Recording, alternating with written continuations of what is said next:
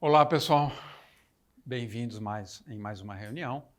Em nome da Fraternidade Rosa Cruz, desejamos que as rosas floresçam em vossa cruz. Muito obrigado. Lembrando que esses encontros têm o apoio do Centro de Estudos de Porto Ferreira e o Centro de Estudos de São Pedro, que são, obviamente, no momento, as cidades mais importantes espiritualmente, não só na Terra, mas no sistema solar.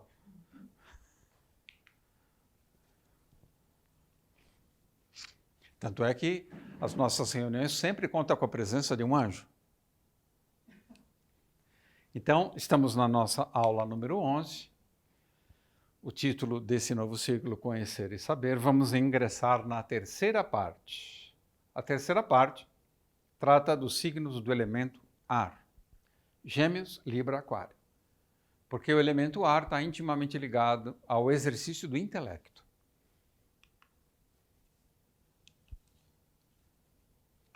A intelecção, habilidades cognitivas, capacidade de estabelecer relações, associações, correlações, deduções, induções, enfim, toda atividade lógica e supralógica também. O pensamento voa. Essa é uma característica incrível da habilidade pensante. O pensamento pode ir rapidamente para qualquer espaço, para qualquer tempo. Tem um grau de liberdade enorme. Nós vimos esse diagrama nas reuniões anteriores, que o pensamento, Mercúrio, a ideia flutua sobre as emoções, sobre os desejos, com altíssimo grau de liberdade e, além de tudo, consegue fazer uma conexão íntima com a Lua e com o Sol.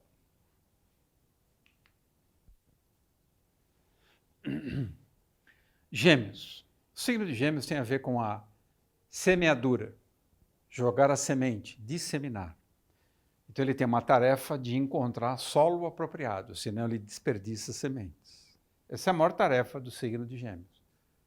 Não jogar semente fora. O problema do signo de Gêmeos é que ele não tem discernimento, porque o signo de discernimento é o seguinte, a Libra.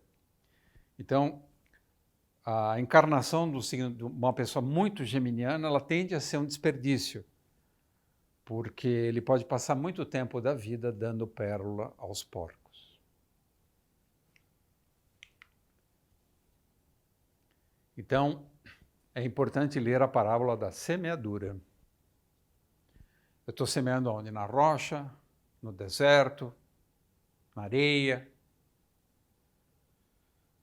Aonde eu destino meu tempo, meu conhecimento, minha vida, minha energia? Quais os territórios, os terrenos que eu escolho durante a minha existência para lançar sementes?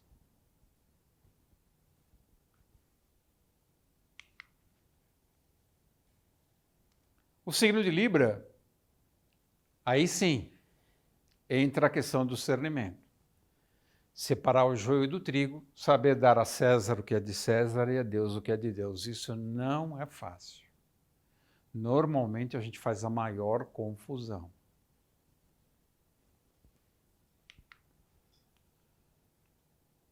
Então, no signo de Libra, na medida que eu transito pelos terrenos da minha existência, eu tenho que saber o que eu vou colher. Não é apenas a questão do semear. Com quem eu converso? O que eu converso? Quem eu escolho para ter amizades íntimas, para exercer parcerias, para estudar, para viajar, para ler? Quem são meus companheiros de jornada? E quando eu encontro o joio na vida, o que eu faço com o joio? Aonde eu coloco? Eu junto com o trigo? Eu sei separar? Eu acabo ingerindo o trigo junto com o joio? Como é que eu faço? Eu tenho que fazer uma autorreflexão.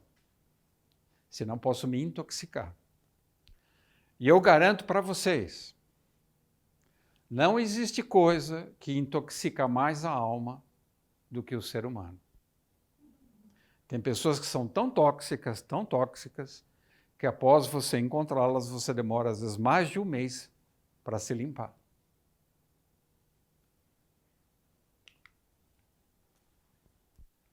E Aquário, o último signo de ar. Amai-vos irrestritamente. O pão pertence a todos. Esse amor irrestrito é incrível, é o último estágio do ar. O pensamento, a inteligência, ela deve se expandir, crescer, até se transformar em sabedoria, e o estágio superior, superlativo, supremo da sabedoria é o amor.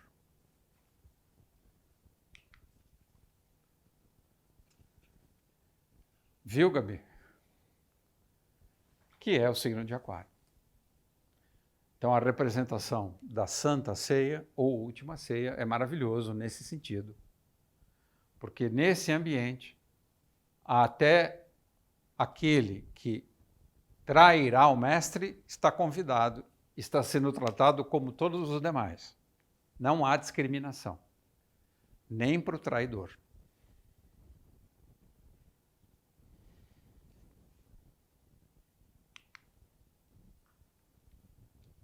O amor como ideal. Então, dos signos do elemento ar, nós devemos manter isso na nossa consciência. Tudo que eu estudo, tudo que eu aprendo, as escolas, as conversas, as meditações, se possível, manter o amor como ideal supremo. É o ideal norteador do destino em ressonância com os acordes da lira de Apolo. Acordes, acordo. É o oposto de discórdia. A lira de Apolo é o zodíaco. Apolo pode ser associado ao Sol. Essa lira é tocada, é acionada pelo trânsito do Sol, pelas hierarquias do zodíaco.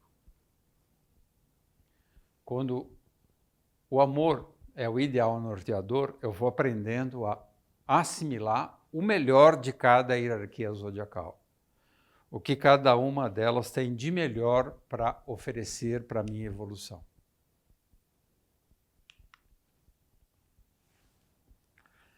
O amor é a meta do poder mágico, é a libertação para a subida.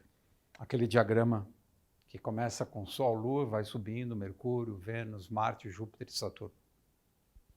Nós vimos nas reuniões anteriores.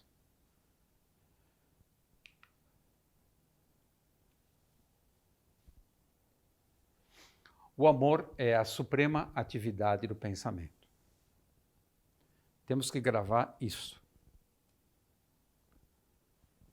Eu penso numa ambiência,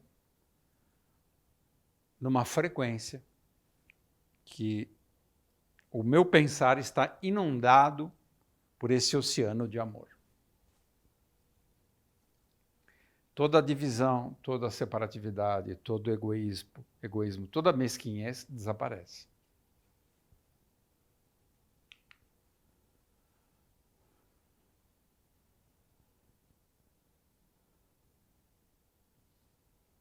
Eu penso em espírito.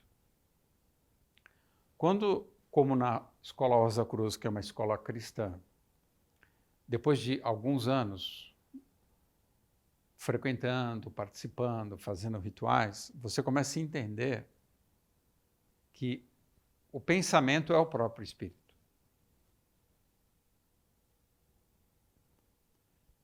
E você acessa o Cristo verdadeiro, a luz verdadeira, quando você aprende a pensar. Antes você crê. Você tem uma relação até nobre, bonita, mas não é uma comunhão espiritual. A comunhão espiritual só acontece quando você adquire essa capacidade de ser manso como as pombas.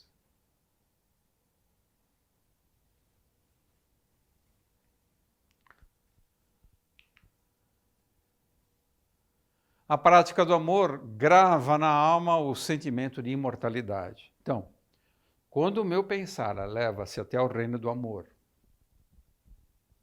conhecido na filosofia Rosa Cruz como mundo do espírito de vida,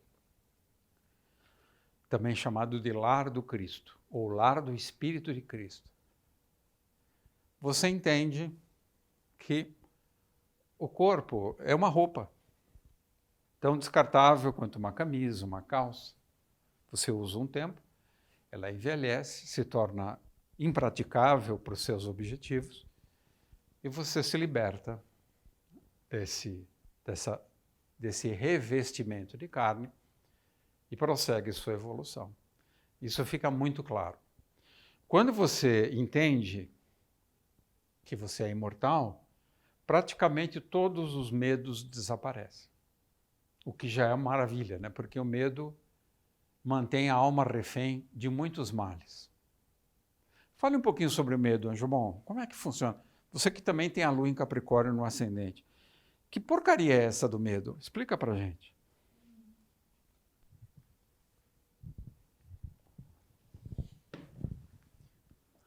O medo é um irmão muito interessante, né? Porque ele é um princípio de obstáculo, é um princípio que diz respeito àquilo que nós mesmos ainda não cumprimos e estamos destinados a realizar. E nesse não estarmos realizados plenamente naquilo que a gente precisa fazer, existe a sensação de poder falhar, ou a sensação de ser desmascarado, ou a sensação de que algo vai dar errado. Então, o medo é esse ser que faz com que a gente duvide, que a gente acredite que não seja possível. Ele é um adversário. Ele é um adversário na medida em que a gente não esteja na paz, que a gente não esteja íntegro. A palavra paz, na sua melhor propriedade, quando a gente vai para as línguas árabes, ela tem a ver com integridade. Shalom é integridade, é estar íntegro. O estado de paz é estar íntegro. E até que eu alcance de forma plena o estado de integridade, seja por mim ou seja pela comunhão com o Cristo, existe o risco de que o medo ameace o meu movimento e não me permita realizar aquilo pelo que vim. É importante que a gente, minimamente, a partir do pensamento, supere essa realidade do medo. Porque num primeiro momento, esse pensamento, essa elaboração do que a gente aprende do mundo, é aquilo que nos contaram na escola, é aquilo que na família nos contaram. Então, no primeiro momento, esse pensamento é um crer. No segundo momento, quando esse crer se torna prático e eu encontro o meu caminho, independente daquilo que me disseram, eu posso começar a vivenciar um saber. Então, o medo, ele se afasta. Porque quando eu sei, de algum modo, eu me sinto seguro, até para chegar em regiões que me foram ditas a não serem aproximadas. Mas existe uma terceira instância, quando esse saber de fato se torna um ser, que é aquela onde o medo, de forma definitiva, possa se afastar. Qual é o salto desse saber? Porque quem sabe conhece o sabor, passou pela experiência, saboreou na ponta da língua, então conhece o sabor, para de modo definitivo o medo se afastar. O salto do saber para o ser. Quando o saber deixa de ser algo que eu busco para mim, quando todo o saber é a tentativa da relação com aquilo que há de melhor, para quando algum encontro acontecer, esse melhor possa ser despejado, veja, esse saber não é mais um acumular, mas é um entregar-se para aquilo que não pode ser conhecido, de modo que ele se aproxime de você, porque você criou um espaço de vazio. Quando essa qualidade de ser se aproxima de nós e nós nos tornamos, de algum modo, um fluxo para que o espírito aconteça na carne, o medo naturalmente ele se afasta. Porque então eu não preciso mais me impor, eu não preciso mais explicar, eu não preciso mais crer. Eu simplesmente preciso estar no melhor estado possível para que algo passe por mim e eu comungue no encontro, no pão nosso de cada dia, aquele alimento que está me sendo oferecido. Né? O alimento não é só aquilo que eu estou comendo, que eu pego e ponho dentro de mim. Mas o alimento também acontece quando eu me empobreço, na melhor possibilidade de empobrecer, para que esse empobrecimento, esse esvaziamento, seja semeado por esse mundo espiritual que está à nossa volta.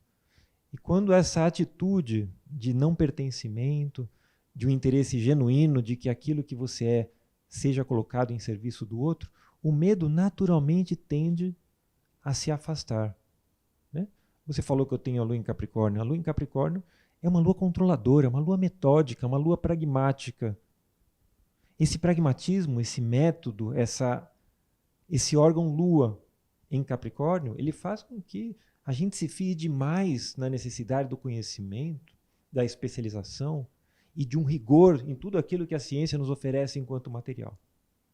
Então é uma lua que nos amedronta justamente por isso, porque a gente acredita que nessa especialização será possível se defender do mundo, mas isso nada mais é do que o estado extremo de amedrontamento até onde a lua em Capricórnio te conduz. Então a lua em Capricórnio te conduz a esse encontro face a face com o medo, até que você, tendo esgotado tudo aquilo que o científico possa te oferecer, você se entregue e pergunte o que ele precisa de você e como você pode servi-lo.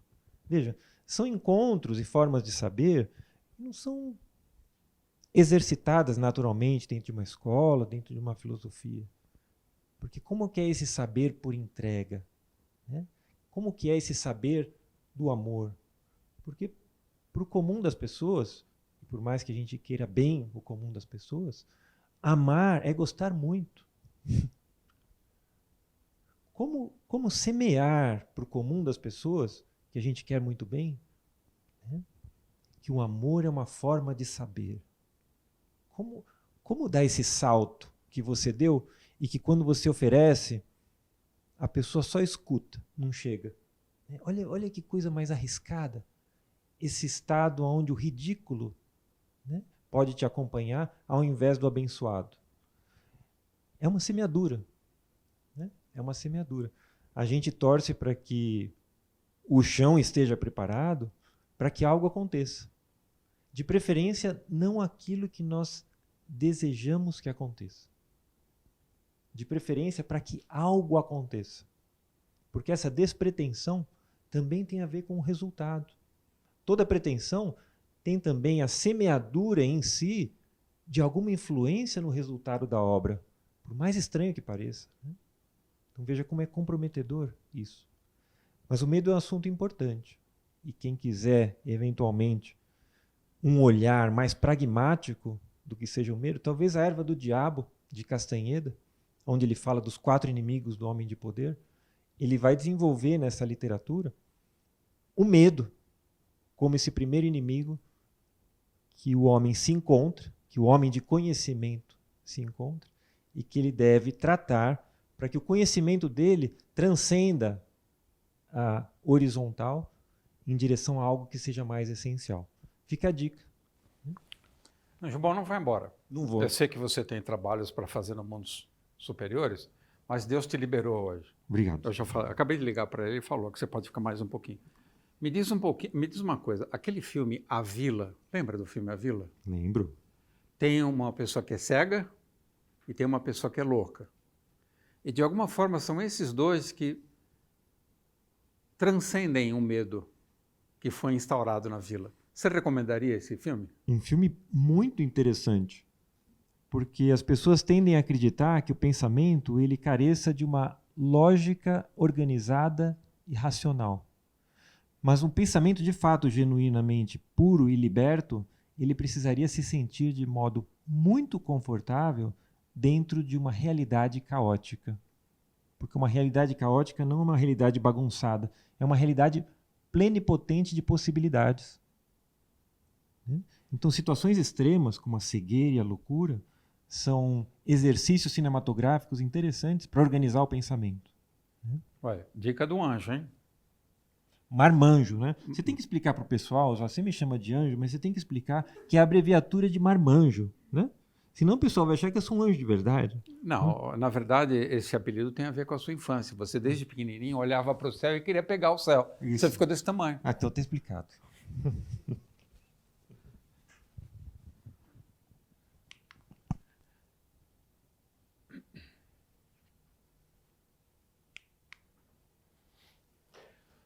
Frutificar no amor para saborear, olha o que o anjo bom falou, o sabor do privilégio de viver. Quando eu saboreio o amor, eu entendo quão maravilhoso é ter o dom da vida. Estar vivo. Não tem presente maior do que esse. O amor é a culminância do ato de saber viver em eterno dever, em fluxo. Viver em espírito, voando.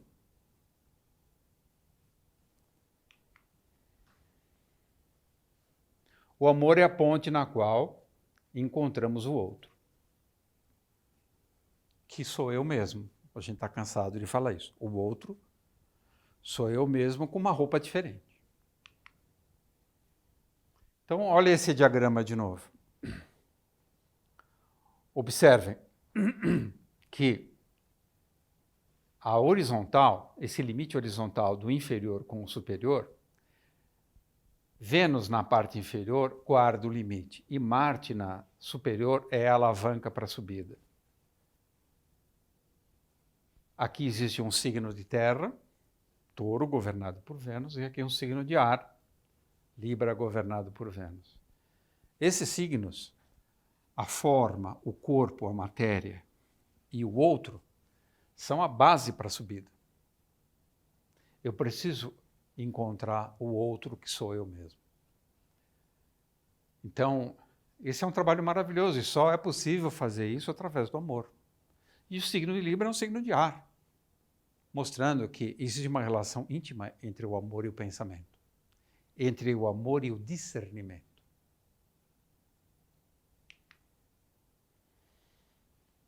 O amor acelera a frequência vibratória do sangue, torna o sangue mais puro, mais azulado, sangue azul. O sangue é a ponte para a dimensão divina. É através do sangue que o espírito se comunica com o corpo. Por isso que no processo de higiene da alma, de higiene do corpo, da alimentação, o sangue é tão importante.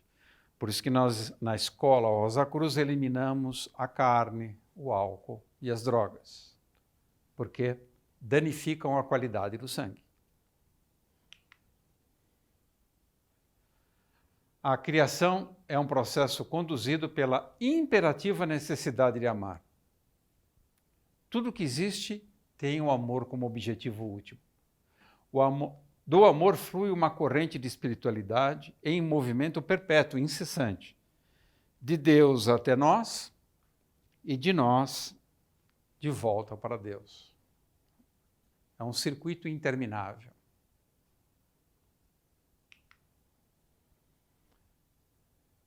Quem ama realiza o grande encontro consigo mesmo, com o seu Deus interno. Tem a consciência de que é divino. Nós somos feitos à imagem e semelhança de Deus. Quem ama, vence a morte.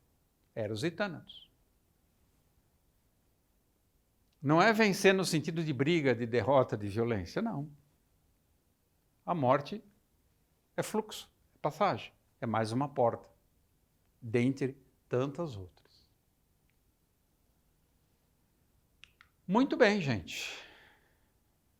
Vamos encerrando para continuar na próxima aula, aula número 12. E em nome dessa instituição, que é cristã, desejamos que as rosas floresçam em vossa cruz. Obrigado. Se você gostou do nosso vídeo, se inscreva no canal e ative o sininho. E compartilhe com os amigos. Que as rosas floresçam em vossa cruz. Na vossa também. Obrigado.